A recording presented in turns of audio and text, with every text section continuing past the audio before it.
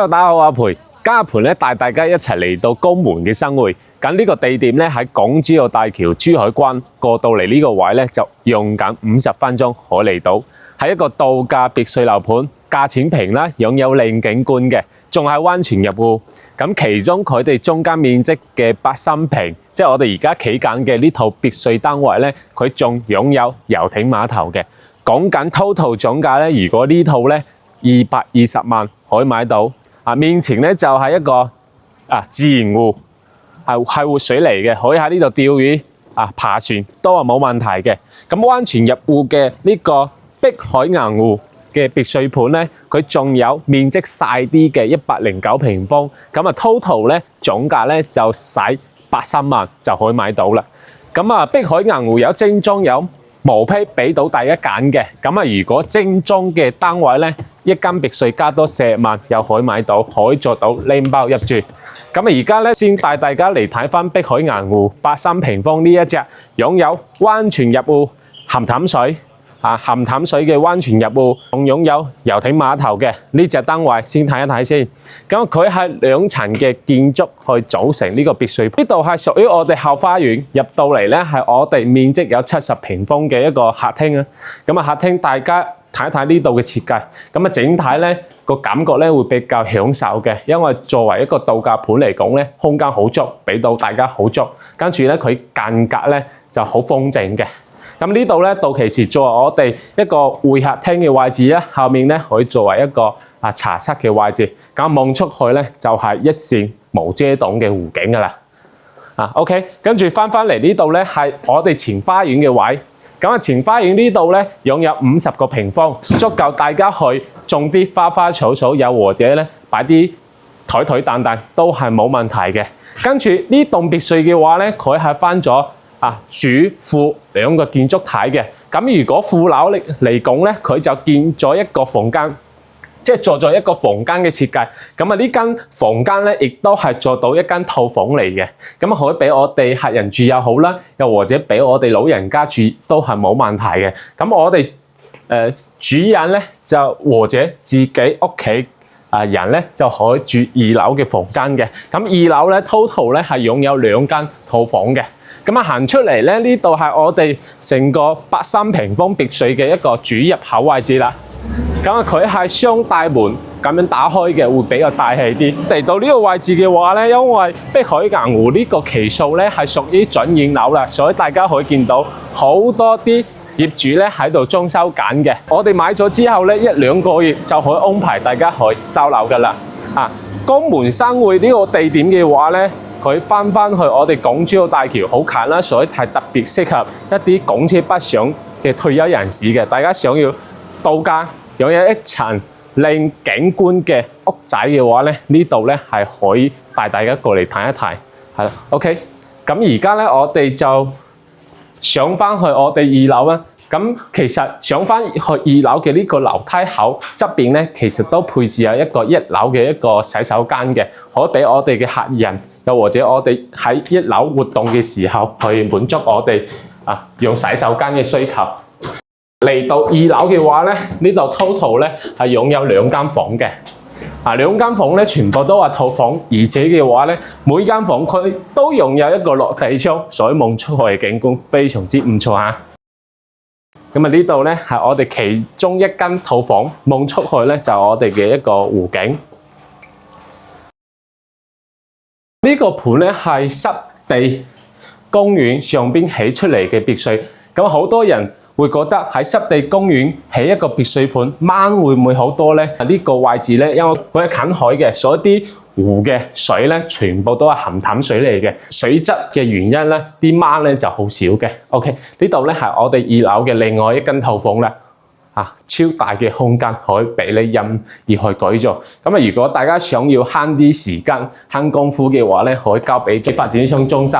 咁total咧就使多40萬，220萬嘅毛坯總價加多40萬咧，就260萬可以買到呢一間別墅啦。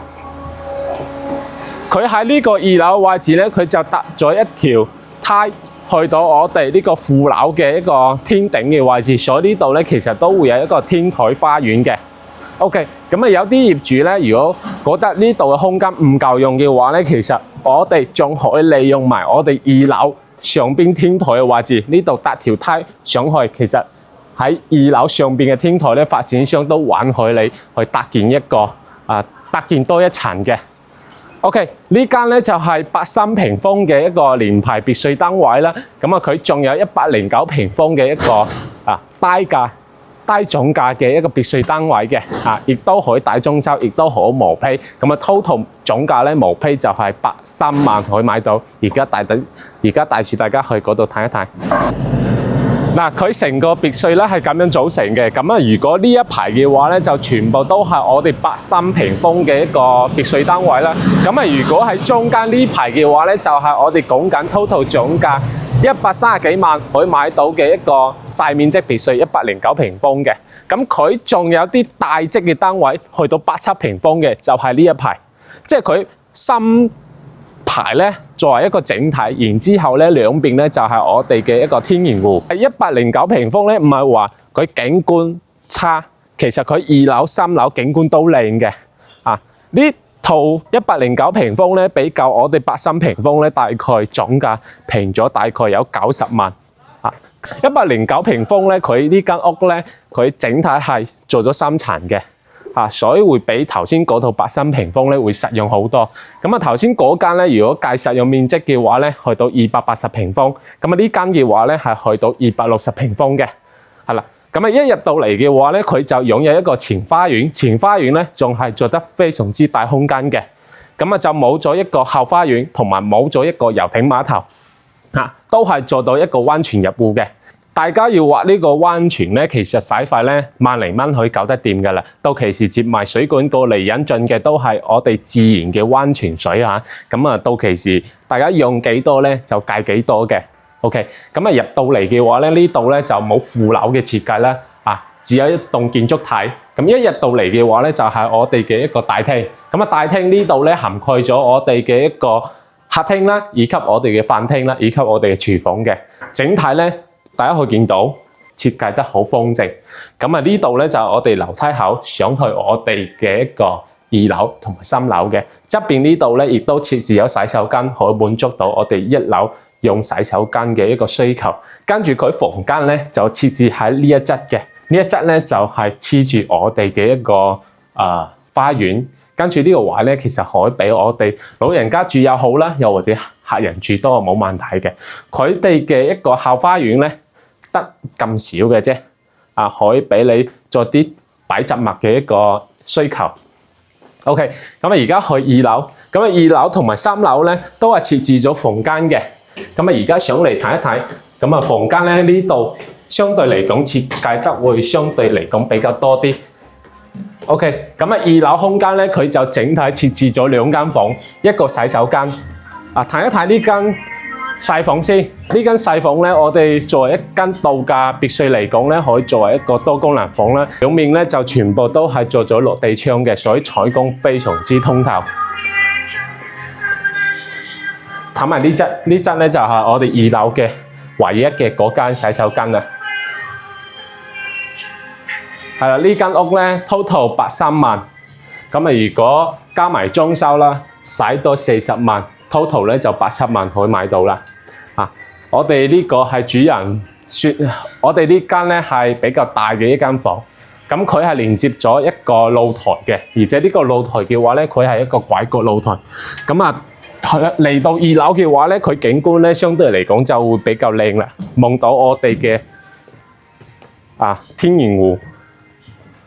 所以視野都非常之開揚，因為呢度別墅咧全部都係低層，所以我哋嚟到2樓或者3樓咧，佢整體咧就係無遮擋嘅，擁有一個拐角嘅一個露台。